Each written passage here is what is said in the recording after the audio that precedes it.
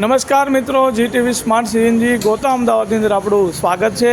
ગાડી આજે આપણી પાસે આવી છે હુન્ડાઈની i20 ન્યૂ મોડલ છે, સ્પોર્ટ મોડલ છે। ગાડીની અંદર જે વાત કરીએ તો હુન્ડાઈની સૌથી બેસ્ટ મોડલની અંદર અત્યારે જે ગાડીમાં વાત થતી હોય તો હુન્ડાઈની i20 જે છે જે પિકઅપની અંદર જબરદસ્ત રિઝલ્ટ અને જબરદસ્ત પિકઅપ આપણને ગાડીની અંદર મળે છે।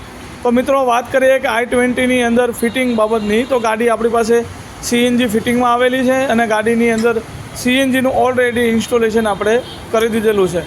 ઇન્સ્ટોલેશનની જ્યારે વાત થતી હોય, ફિટિંગની વાત થતી હોય તો ગાડીની અંદર આજે આપણે જે આ ગાડીની અંદર ફિટિંગ કરેલું છે એકદમ એડવાન્સ ટેકનોલોજી યુઝ કરેલી છે।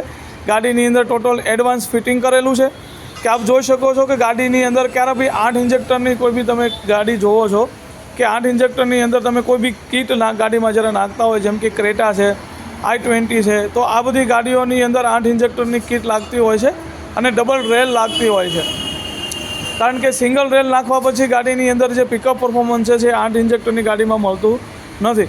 પણ આ ગાડીની અંદર આપણે જે અત્યારે ટેકનોલોજી યુઝ કરી છે એકદમ એડવાન્સ છે, ટોટલ એડવાન્સ ટેકનોલોજી આપણે ગાડીની અંદર ફિટિંગ કરેલી છે। એડવાન્સ ટેકનોલોજીની વાત કરીએ તો ગાડીની અંદર જે આની રેલ છે એ આપણે સિંગલ ટર્બો રેલ નાખેલી છે કે જે ડબલ રેલની તાકાત આપે છે, ડબલ રેલનું પરફોર્મન્સ જે ગાડીની અંદર મળે છે। ફિટિંગની વાત કરીએ તો ફિટિંગ ક્વોલિટી ગાડીની અંદર એકદમ બેસ્ટ આપણે નીકળીને આવેલી છે। ગાડીમાં તમે જોઈ શકો છો કે i20ની અંદર જ્યારે બી કીટ લાગતી હોય છે તો આ જગ્યા ઉપર ઘણો પાર્ટ્સ સીએનજીના લાગી જતા હોય છે જે જોવામાં આપણને નવી ગાડીનો જે લુક છે એ ખરાબ કરે છે અને ક્યાંક ને ક્યાંક જે સેફટી સાથે આપણે છેડા થતા હોય છે અને એટલી પ્રીમિયમ ગાડી હોય છે આપણી। જ્યારે પ્રીમિયમ ગાડીની અંદર રફ ફિટિંગ થતું હોય છે ત્યારે ગાડીની અંદર ક્યાંક ને ક્યાંક આપણે ડિસ્ટર્બ થઈ જતા હોય છે, આપણું જે માઇન્ડ છે એ આપણું ક્યાંક ને ક્યાંક ડિસ્ટર્બ થઈ જતું હોય છે। જ્યારે આપણા ફિટિંગની વાત કરીએ તો ગાડીની અંદર તમે જોઈ શકો છો કે અહીંયા કોઈ પણ ભાગમાં તમને આગળના પાર્ટ્સમાં ક્યાંય રેડ્યુસર કે કોઈ સીએનજીના પાર્ટ્સ આપણે આગળના ભાગમાં જોવા મળતા નથી।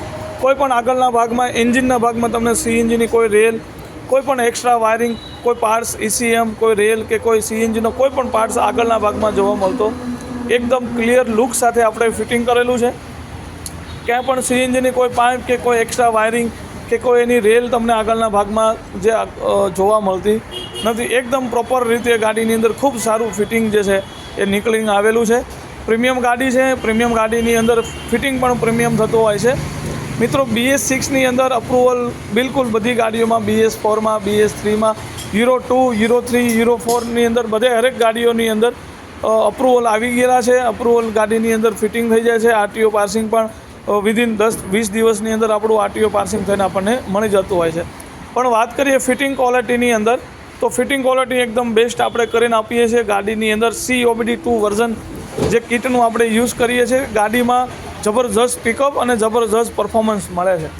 કોઈ બી તમારી ગાડી હાઈ વર્ઝન તમે ગાડી લ્યો છો પછી એમાં લો વર્ઝનની આપણે સિક્વન્શિયલ કિટ નખાવતા હોઈએ છીએ તો ક્યાંક ને ક્યાંક એન્જિનને ખરાબ થતું હોય છે, આપણો હેડ પતી જતો હોય છે।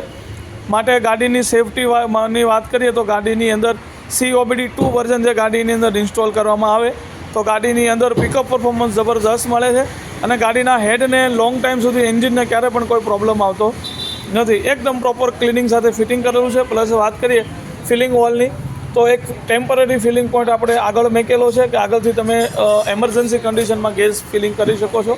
જ્યારે મેઇન ફિલિંગ પોઈન્ટની વાત કરીએ તો મેઇન ફિલિંગ પોઈન્ટ આપણો પેટ્રોલના ઢાંકણામાં છે। અહીંયાથી ડાયરેક્ટ જે છે આપણે ગેસનું તમારું જે ફિલિંગ જે છે અહીંયાથી ડાયરેક્ટ થઈ જતું હોય છે।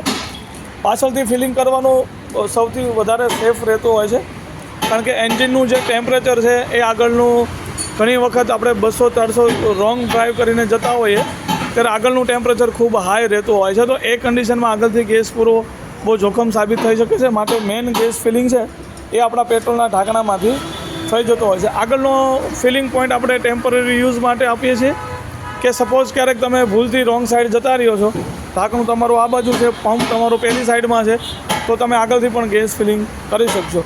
મિત્રો જ્યારે સીએનજી કીટ લાગતી હોય ત્યારે એક સૌથી વધારે મનની અંદર એક તકલીફ રહેતી હોય છે, ડિકી સ્પેસ ગાડીમાં કીટ લગાડ્યા પછી વધતી નથી। તો આપણે વાત કરીએ આપણા ફિટિંગમાં તો તમે જોઈ શકો છો કે ગાડીની અંદર ખૂબ સારી એવી જે ડિકી સ્પેસ છે એ આપણને આ ભાગમાં મળી રહે છે।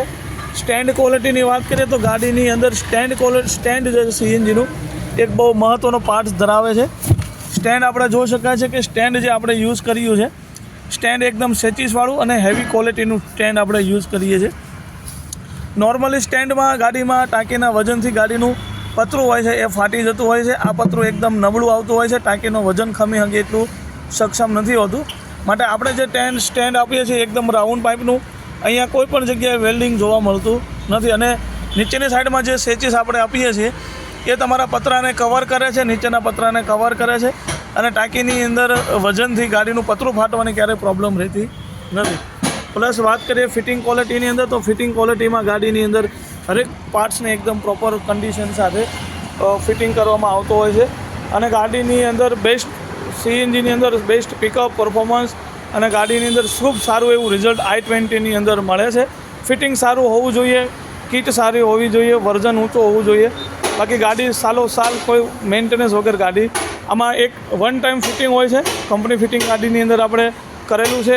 એક ટાઈમ ફિટિંગ હોતું હોય છે અને એક ટાઈમ સેટિંગ હોતું હોય છે. એકવાર ફિટિંગ સેટિંગ કર્યા પછી બીજી વાર ક્યારે સેટિંગ કરવાની જરૂર પડતી નથી. મિત્રો, વિડીયો ગમે તો લાઇક કરજો, શેર કરજો, સબસ્ક્રાઈબ કરજો. GTV સ્માર્ટ સીએનજી ગોતા, અમદાવાદ.